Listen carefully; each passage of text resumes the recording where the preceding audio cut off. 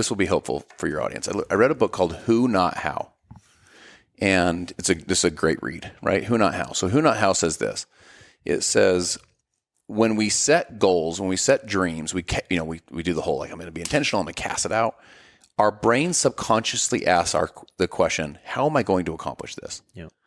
And which, by the way, is the right question the brain should ask, number one. But number two, it's a little bit of a limiting question because your brain's like, yo, bro, we're not going to be astronauts, dude. I don't know what to tell you. Like, this isn't going to work. Okay. So Who Not How says, who do I need on my team to accomplish that goal? Yep. So I've had this book in my heart, no kidding, for like the last, let's call it 10 years. And I even had it like, you know how it is, you like get it on a Word doc and then it's there and it's over there. And you like, I just couldn't quite get it done. I'm a better talker than I am a writer. I just couldn't quite get it done. So Clay's a friend of mine who's a professional writer. I call him one day. I said, Clay, listen. I said, I just finished this Who Not How book. I said, I've got a book on my heart. It's called Be the One. I already know the chapters. I know all the stories. I've got all the points. It's done. I just need to get it on paper. And I said, can we meet? Can we like create a schedule where we meet? So we'd meet, we'd record it, and I would just go. Stories, points, all my illustrations, my quotes, my stats, whatever. And then he just put it on paper and then help me edit, help me format and so on. Awesome. So, Clay did an amazing job and so grateful for him. I still would be in my head, still be in my heart. So one of the takeaways for your audience, who do you need on your team to accomplish your goal? Yeah. So, Shaq didn't win without Kobe, and Kobe didn't win without Pau Gasol. Like, we all need the who's. Yeah. We all need those people in our lives that, like, no man's an island. Like, we all need those other people that come in and they play a great role, or they play a starring role, or a supporting role, or a coaching role, or a mentorship role. Like, they play a role where you're like, I wouldn't have gotten here without all my who's. Who are all the who's in your life? Yeah, and I think sometimes people feel like if they're asked, or if they're trying to find somebody who's maybe better at something, somehow it reduces them as a person, where really to anybody who's a leader who's built something great, they actually look at somebody as a talent, saying, if you're lacking in an area, finding somebody who's better at that and using their strength to make it better actually makes you look better, not like a less of a leader, which I feel like a lot of people are threatened. We actually just recently talked about this on a podcast previously. But I think it's a huge thing for people to know, is that you don't always have to be the man, so to speak, and be great in all areas. There actually is a lot of respect and admiration given by people who have done great things by having the talent, the skill set, and the, humility to find people and add them to your team that are better at you. In the book I teach, this is under this like concept of how to get hyper focused. It's like, how do you get more done in less time? How do you get more productive? And I teach about finding what I call your 5x5 formula. 5x5 is your 5 top strategic priorities. Yeah. Jim Collins says if you have more than 5 priorities, you don't have any priorities. So you can't accomplish everything. Like, what are we trying to accomplish right now? For top 5. And then what we do is we find your top 5 highest impact actions that drive those priorities. So I'll give you guys an example. You guys remember the 80-20 principle, right? Pareto's principle.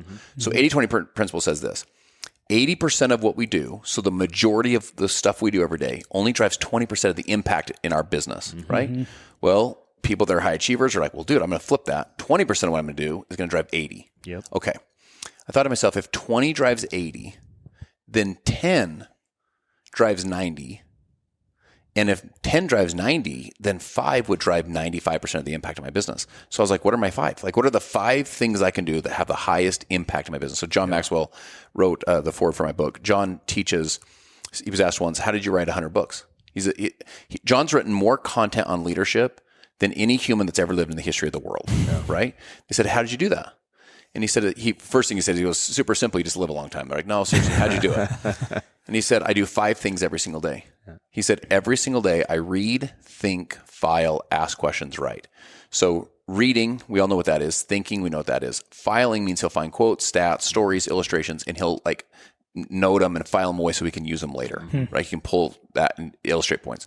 Reads, thinks, files, asks questions, and he writes. So I've sat in his den with him in his home every morning, 5 a.m., wakes up and reads, and writes. And someone says, well, John, when you say every day, like you do this every day, what do you mean by every day? Guess what every day means in John Maxwell's world? Every day. Every day. Yeah. They said, what do you do on Christmas? He said, I read, think, file, ask questions, write. They say, what do you do on your birthday? He said, I read, think, file, ask questions. They said, what do you do if you have acid indigestion because you ate something, some rough Mexican last night? I read, think, file, ask questions, right. What do you do when you travel? He reads, thinks, files, asks questions. Like every single day, he does 5 things. Now, can we read? Yes. Can we write? Yes. Read, think. Can we file? Yes. Can we ask questions? Yes. Can we write? Of course. None of it takes talent. All of us could do those things. Yep. So the magic's not in the 5. The magic's in identifying them and then consistently doing them. Yep. Right. So I teach people to find your 5. Now, if you find your 5, what do you do with the other 95% of the crap you got to get done? What you do is you build teams and systems. Is what we just talked about. You build teams.